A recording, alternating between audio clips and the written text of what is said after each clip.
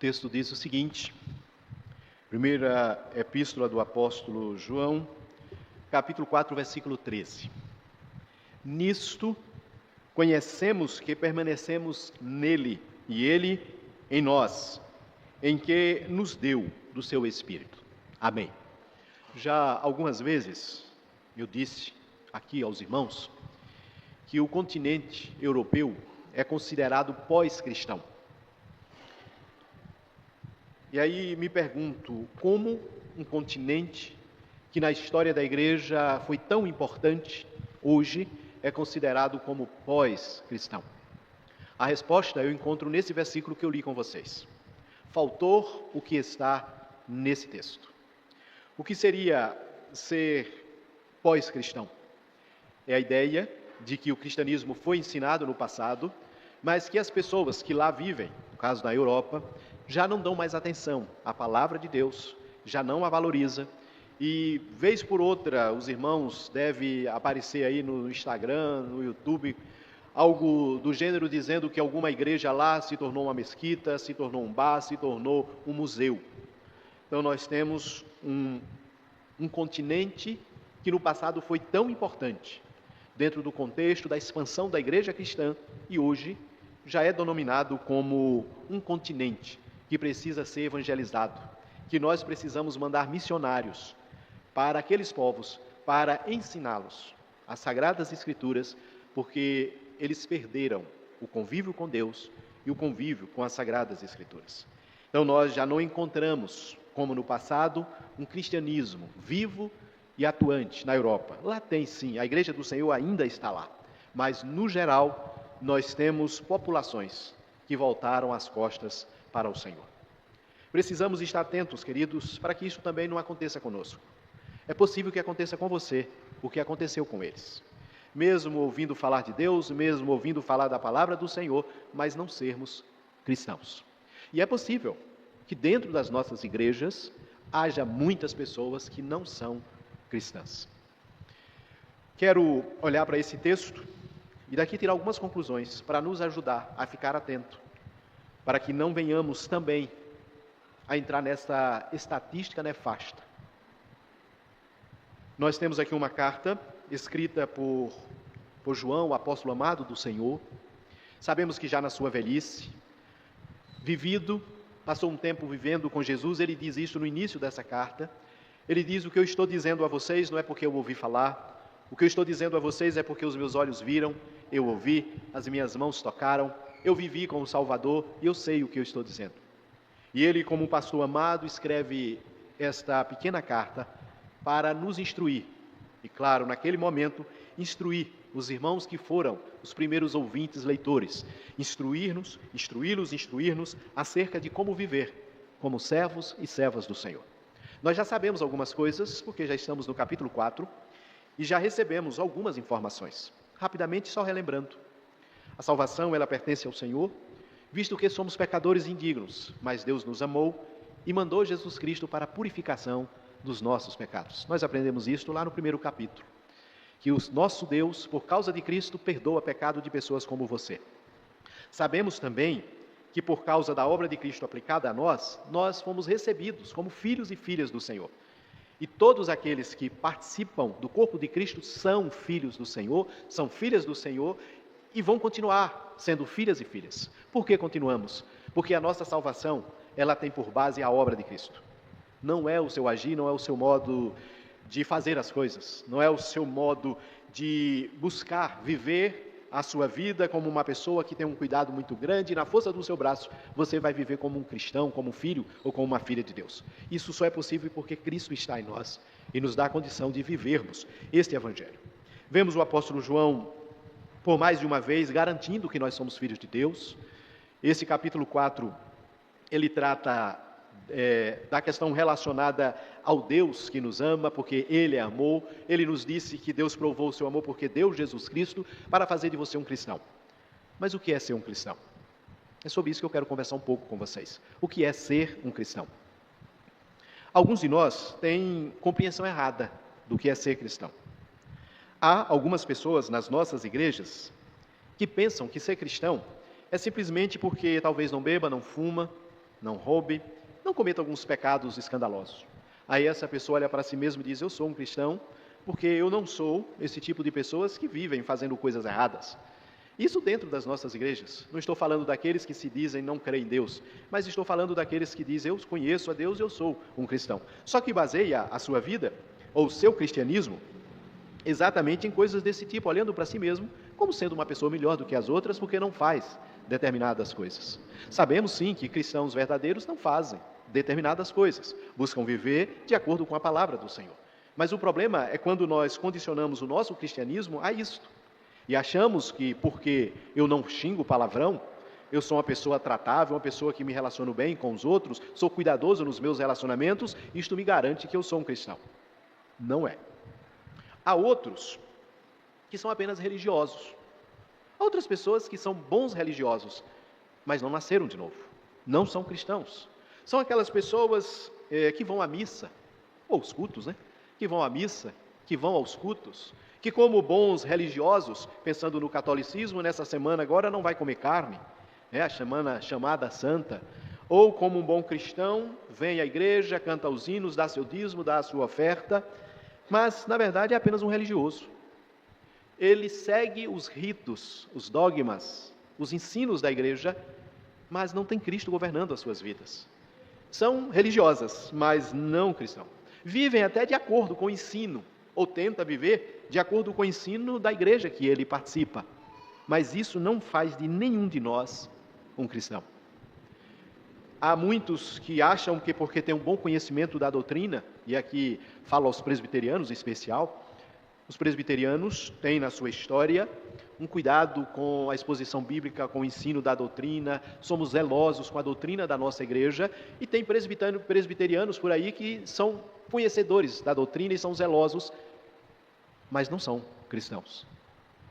Segue apenas os dogmas, sabe defender a predestinação, tem tranquilidade para falar que a salvação é somente pela fé, conhece as doutrinas, pode falar de pré-milenismo, de pós-milenismo e outros milenismos, mas não ser cristão. Tem muita gente que conhece a Bíblia, melhor do que talvez alguns dos que estão aqui nessa noite também não são cristãos. Então veja, queridos, que é um perigo, se nós não atentarmos para a verdade bíblica, de estarmos enquadrados no grupo daqueles que, na verdade, até dizem conhecer a Deus, a Cristo, mas não ser um cristão. Ouviu falar dele, mas não vive com ele. O texto que li com vocês, ele diz, nisto conhecemos que permanecemos nele e ele em nós. Queridos, cristianismo é relacionamento. O texto me diz isso com todas as letras. O texto diz que nós estamos em Deus e que ele está em nós. E claro, tudo isso por causa da obra de Cristo, o nosso Salvador. E nós precisamos atentar para essas verdades, para que não sejamos apenas religiosos. E cito uma parábola que Jesus contou acerca de um fariseu e de um publicano que foram na igreja. Eles foram à igreja num momento de oração, provavelmente 3 horas da tarde, que era um dos horários que o judeu ia ao templo para orar. E o texto diz que o fariseu chegou lá cheio de si, e chegou para fazer a sua oração, e fez lá uma bela oração, dizendo, olha, Senhor, eu não sou igual aos outros, eu sou melhor do que eu sou melhor. Está vendo aquele pecador ali, eu também sou melhor, eu dou dízimo, eu vou na igreja, eu participo da escola dominical, os cultos de domingo à noite, eu costumo sempre estar lá, de vez em quando eu chego atrasado, é verdade, mas eu vou ao culto. E aí nós temos o outro que é denominado do publicano, que na verdade seria um pecador, na perspectiva do fariseu, alguém assim que não poderia ser levado em conta, mas estava lá para orar. E aquele publicano, aquele pecador envergonhado, conversa com Deus, diz, olha Deus, eu não sou digno nem de estar aqui, nem de olhar para ti, mas tu sabes que eu sou um miserável, um pecador, tem misericórdia de mim. E Jesus conclui a parábola dizendo, olha, o que voltou para casa perdoado foi o publicano, não foi o fariseu cheio de orgulho, era apenas no caso dele, um praticante do judaísmo, mas que de fato não tinha nenhum relacionamento com Deus, não havia relacionamento com Deus. Então, queridos, ser cristão é mais do que vir à igreja. Ser cristão é muito mais do que isto. Envolve relacionamento com o Senhor, e um relacionamento vivo. É relacionamento vivo. O que eu tenho neste versículo, quando diz que nós conhecemos, que permanecemos nele e ele em nós, Estamos falando de relacionamento de duas pessoas, você e a pessoa do Deus eterno. Isto envolve relacionamento. E aqui nós temos um relacionamento onde o fato de estarmos nele e ele em nós, promove algumas mudanças em nossa vida. Certo? Esta relação que nós temos com o Pai, ela deve promover mudanças em sua vida. E esta mudança precisa ser perceptível, tanto por você mesmo, quanto pelas pessoas que estão à sua volta. Não é simplesmente ter uma vida ou uma moral elevada, é mais do que isso. É algo que vai resultar de um relacionamento com Deus. Então, cristianismo é um resultado de um relacionamento com Deus em Cristo. Porque é a partir de Cristo que nós recebemos o título de cristãos. É estar nele e viver com ele. É relacionamento. Nós temos um texto que ilustra isso muito bem. No final do livro de Jó, depois que Jó passa por algumas dificuldades, nós sabemos que Jó era íntegro, era reto, era temente ao Senhor, porque foi o próprio Deus que disse isso dele. Isso nós encontramos no primeiro capítulo do livro de Jó. Mas no final do livro de Jó, depois de querer botar Deus em uma cadeira, para que Deus explicasse a ele o que ele estava passando, porque o sentimento de Jó era esse. Jó queria que Deus desse respostas a eles. Por que é que eu estou vivendo isto? Eu quero ter uma conversa. Vem aqui conversar comigo, Deus, senta aqui numa cadeira, eu vou sentar na outra, porque eu quero explicação. Aí chega um momento que Deus vem conversar com Jó, e na verdade Deus não responde nenhuma das perguntas de Jó, nem dá nenhuma satisfação a Jó. E Deus pergunta: Jó, quem é tu? Quem foi que criou todas as coisas? E aí Deus começa a descortinar a criação, e mostrando como ele é poderoso, como ele é sábio, como ele é grande, como ele é maravilhoso. E Jó ouvindo tudo aquilo, aí chega o momento que Jó diz o seguinte: bem sei que tudo podes, e nenhum dos teus planos pode ser frustrado. Quem é aquele, como dissestes, que sem conhecimento encobre o conselho? Na verdade, olha o que Jó vai dizer, na verdade, falei do que não entendia, coisas maravilhosas demais para mim, coisas que eu não conhecia. Escuta-me, pois havia dito e eu falarei. Eu te perguntarei e tu me ensinarás. Eu te conhecia só de ouvir, mas agora os meus olhos te veem. Por isso me abomino e me arrependo no pó e na cinza. Cristianismo, no caso de Jó, claro, ainda não poderíamos dar a Jó o título de cristão, visto que Cristo vai nascer, Jesus o Cristo vai nascer bem à frente, mas aqui nós temos o que queremos dizer para você. Cristianismo é relacionamento, gente. É essa experiência que Jó passou com Deus, dentro do contexto dele, e você passa a experiência com Deus no seu contexto hoje, aqui e agora. Relacionamento. E um relacionamento que vai promover mudanças, a partir de dentro para fora. É a ideia de um companheirismo, onde nós somos influenciados por aquele nosso companheiro, por aquele que nós andamos. E nós sabemos que isso é comum aos seres humanos. Quando nós nos aproximamos de uma pessoa, nós somos influenciados por aquela pessoa. Em alguns casos até nos tornamos parecidos com a pessoa. Então o cristianismo é relacionamento. E esse é um relacionamento que precisa ser desenvolvido no dia a dia. Vejam então o pastor João, na sua idade avançada, com uma experiência de vida, de viver com o mestre, de conviver com o mestre, ele nos dando essa informação que nós permanecemos em Deus e que Deus permanece em nós. Mas eu quero chamar a sua atenção para o verbo que está aí, o primeiro verbo que está aí no versículo 13. Ele diz assim: nisto conhecemos. Esse verbo, conhecer, tem um sentido muito interessante. Eu creio que entre nós temos algumas pessoas que sabem o que é um choque elétrico. Eu creio que alguns aqui já até viram alguém no linguajar tomando um choque elétrico, mas nunca sentiu uma corrente elétrica passando pelo corpo, não sabe o que é um choque elétrico. Sabe, já ouviu falar, mas nunca experimentou o que é um choque. O que João está falando não é daquela pessoa que conhece, sabe, ouve falar sobre um choque. Ele está falando de alguém que já tomou algum choque na vida. Eu já tomei alguns. Eu sei muito bem qual é a sensação. Ou, trazendo para uma realidade mais próxima de nós, aproveitando a época, estamos vivendo aí o período onde nós encontramos com facilidade a jaca. Qual é a jaca que você gosta? É a mole ou é a dura? Eu creio que A maioria de vocês esses dias deve ter tido alguma experiência com jaca, né? Comer uma jaca aqui. Então eu sei qual é a textura, eu sei identificar uma jaca mole de uma dura, olhando para ela, colocando na minha boca, eu sei experimentar. O que João está falando com esse verbo conhecer é exatamente essa ideia de alguém que comeu a jaca e sabe dizer, sabe o sabor, o cheiro, sabe aquele grude que fica nas mãos de quem parte a jaca. Esse conhecimento é disso que João está dizendo, não é de uma coisa de eu ouvir falar, mas é de algo que eu vivo, que eu vivi. E aqui eu tenho uma situação, e no próprio livro, nós vemos João dizendo mais uma vez que Deus está em nós, exatamente que nós temos esse conhecimento de vida, esse conhecimento vivido. O versículo 15 do capítulo 4, ele diz, aquele que confessa que Jesus é o Filho de Deus, Deus permanece nele e ele em Deus. Então isto envolve experiência, relação experimental. Ainda, capítulo 4, versículo 16, nós conhecemos e cremos no amor que Deus tem por nós. Deus é amor. E aquele que permanece no amor, permanece em Deus. E Deus nele. Ainda cito no mesmo livro, capítulo 3, versículo 24. Aquele que guarda os seus mandamentos, permanece em Deus e Deus nele. E nisto conhecemos que ele permanece em nós, pelo Espírito que nos deu. Veja, queridos, que João, ele está dizendo para você e para mim, que, de fato, nós temos uma experiência de vida. E essa experiência de vida é exatamente essa relação que foi desenvolvida em nós por causa da obra de Cristo. Porque sem Jesus Cristo não há relacionamento com Deus. Porque sem Jesus Cristo estaremos mortos em nossos delitos e pecados e debaixo da ira do Senhor. Mas graças a Deus porque Ele nos amou.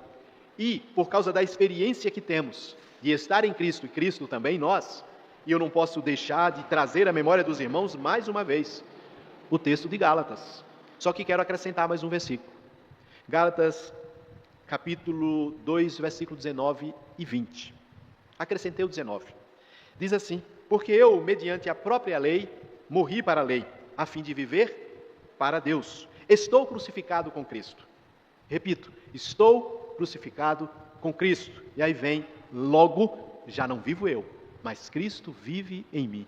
Esse viver que eu tenho agora, esse viver que estou nesse momento vivendo, vivo em Cristo Jesus. Então, isto é cristianismo. E é a partir dessa relação, queridos, é a partir dessa relação desse Cristo em nós, ou de Deus em nós, é que nós temos condição de controlar a língua, de controlar a nossa língua. É a partir desse Deus em nós, dessa relação com Cristo, que nós temos condição de evitar o pecado. É por causa desse Cristo em nós, dessa relação, que eu tenho condição de amar você, mesmo sendo você o pecador que é e eu o pecador que sou. Então, o cristianismo, na sua base, é relacionamento, e um relacionamento aprofundado com o ser de Deus. A Europa é considerada pós-cristã porque cortou o relacionamento com o Senhor, porque deixou de dar atenção à voz de Deus, deixou de ouvir a voz de Deus através da leitura das Sagradas Escrituras, perdeu o contato com Deus porque não aproveitou a bênção da oração. E hoje nós citamos como um continente pós-cristão. Mas isso pode acontecer com você também. Pode acontecer comigo.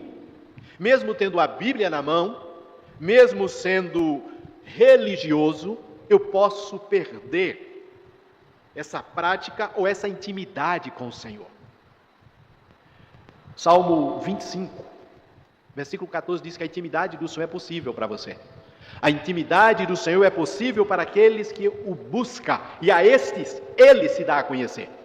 Então, queridos, nós precisamos trabalhar nesta nossa relação com Deus. Precisamos nos aprofundar em conhecer ao ser de Deus, para que o conhecimento de Deus nos mude, para que o conhecimento de Deus nos transforme, nos transforme à imagem do seu Filho Jesus Cristo. O mundo precisa ver o Deus que está presente em você. O mundo precisa ver o Cristo que está em você. E isso acontece dentro dessa perspectiva de um relacionamento de intimidade. Nós sabemos, conhecemos que permanecemos nele e que ele está em nós. Isto é relacionamento. Mas veja que o texto nos dá uma outra informação importante. Como nós sabemos disto? Como é que eu tenho esse conhecimento de que Deus está em mim e que eu estou nele? E que o estar nele fez essa diferença tão grande na minha vida e também na sua. O texto diz que nós conhecemos isto porque nós recebemos o Espírito Santo. O final do versículo diz que Ele nos deu do seu Espírito. A semana passada eu falei sobre a ação do Espírito Santo na vida do ser humano. Exatamente por causa da ação do Espírito Santo é que nós podemos ser denominados de cristão, porque nós nascemos de novo. Nascer de novo significa estar religado ao ser de Deus. Esta é uma prova de que Deus está em nós e que nós estamos nele, porque o seu Espírito está habitando na igreja. E nós temos alguns sinais, queridos. Eu citei o novo nascimento, que é a conversão. Também posso citar a consciência de que somos pecadores indignos. E neste momento, eu tomo como exemplo o apóstolo Paulo. O apóstolo Paulo que olha para si mesmo e diz: miserável homem que sou. O que levou Paulo a ter essa consciência? Sua inteligência? Não. A ação do Espírito de Deus na vida dele. É o Espírito Santo que convence você de quem você é, um pecador indigno. É o Espírito Santo que faz essa obra de convencer-nos de quem nós somos e de recorrermos a Cristo para que nele nós possamos ter perdão para todos os nossos pecados e adentrar na família do Senhor e termos esse relacionamento com o ser de Deus. É o Espírito Santo que faz isto e ele é prova de que de fato nós estamos em Deus. Então, se você desfruta dessa compreensão de que realmente é um indigno pecador e que merece a condenação eterna e que de fato arrepende-se e chora diante do Senhor pelos seus pecados, essa é uma característica de que o Espírito do Senhor está sobre a tua vida e que você está no Senhor, que você está em Cristo e em Deus. Além disso, é uma consciência de uma batalha espiritual que se instala na vida daquele que nasceu de novo. Irmãos, o ser humano natural, ele está à mercê de Satanás. Ele faz a vontade de Satanás porque é dirigido por um coração mau, e esse coração mau o induz para distante de Deus. É uma pessoa que vive no pecado e é arrastado pelo pecado. E no momento que alguém é salvo pelo poder do Evangelho, pela obra de Cristo, essa pessoa nasce para uma nova vida, mas ele continua carregando o seu coração mau. Ele continua com a disposição para o erro, para o pecado. E nós temos então duas realidades acontecendo na vida daquele que nasceu de novo. O desejo de agradar a Deus, mas encontra em si mesmo uma disposição que o afasta de Deus. Se você vive essa realidade, se você está dentro desse contexto, dessa realidade, também é prova de que nasceu de novo, que está em Cristo, que Cristo está em você. É prova porque o Espírito Santo está em nós. Outra prova, o desejo de viver em santidade. O desejo de se tornar parecido com o Senhor Jesus Cristo. É exatamente prova de que o Espírito Santo está na sua vida. Pois, meus irmãos, vemos nesse texto o apóstolo João, esse pastor com tanta experiência, nos dando essa informação, para que você possa avaliar a sua vida e possa compreender como está a sua vida no sentido de uma relação com Deus e faz parte da família do Senhor, ou se você está distante desse relacionamento. Esse é um texto que serve para nos levar a refletir sobre isto. O que João diz é que aqueles que estão em Cristo sabem que estão em Cristo. Que aqueles que estão nessa relação com Deus sabem que são realmente pessoas que nasceram novamente. Sim, queridos, sabem, por causa que o Espírito Santo foi dado a nós. E o Espírito Santo nos leva a essa compreensão. Nós estamos dentro de um contexto de mundo. Citei a Europa pós-cristã. Já se fala do continente americano acerca desse assunto. Que no continente americano também nós já estamos caminhando nessa direção. E pelo que aprendemos pela história, começa na Europa, passa pelos Estados Unidos e chega no Brasil. Cuide, para que você não viva um cristianismo nominal. Cuide para que você não seja apenas um presbiteriano, porque isso não te garante o reino dos céus. Nós precisamos, de fato, cultivar e trabalhar aquilo que Deus já nos deu. E a presença de Deus em você, a presença do Espírito Santo em você precisa transformar a sua vida. E transformar a sua vida para que você pareça-se com o Senhor Jesus Cristo. Não é apenas um viver moral, onde as pessoas olham para você e dizem, é uma pessoa muito boa. É muito mais do que isso, gente. É o poder de Deus te aperfeiçoando. É o poder de Deus transformando você em uma pessoa melhor cada dia. Isso é cristianismo. É o poder de Deus agindo na minha vida, quebrando o meu coração, transformando o meu ser, para que eu me pareça mais com Jesus. Isso é cristianismo. Não é vir para a igreja e cantar belos hinos. Claro, isso faz parte do cristianismo. é nos juntarmos uma noite como esta para cantarmos e glorificarmos ao Senhor. Mas isto não é suficiente. Precisamos desenvolver um relacionamento mais profundo com Deus e com Sua Palavra, para que possamos vivenciar um cristianismo na prática, de experiências, de intimidades profundas com o ser de Deus, onde nós possamos olhar para nós mesmos, depois do agir de Deus, do poder do Espírito Santo na nossa vida, do Cristo aparecendo em nós, e nós olharmos para nós mesmos e dizer: não fui eu, isso é obra de Deus na minha vida, porque pela minha natureza eu não agiria dessa forma, isso é Deus em mim, é Deus na minha vida. É isso, queridos, que nós precisamos, viver Deus em nós, para que Ele apareça, e você possa cada dia, sendo aperfeiçoado em Cristo, glorificar o nome do Senhor, exaltando o seu santo nome, e sendo um instrumento de bênção para si mesmo, e um instrumento de bênção para as pessoas que estão ao seu lado, porque para isso nós fomos chamados, mas há um preço a ser pago, o preço dos momentos de oração, o preço de pegar esta palavra e comê-la, é esse preço, o preço de deixar as nossas atividades em alguns momentos para estar num lugar como este, adorando ao Senhor, o preço de ser usado por Deus para levar o Evangelho a outros, o preço de dizer não para a sua natureza, para a sua vontade, e dizer: Senhor, faça-se a tua vontade. Então, meus queridos irmãos, nós temos o apóstolo amado dizendo para mim e para você que nós temos uma posição privilegiada. Qual é essa posição? A posição, ele diz: conhecemos que permanecemos nele e ele em nós.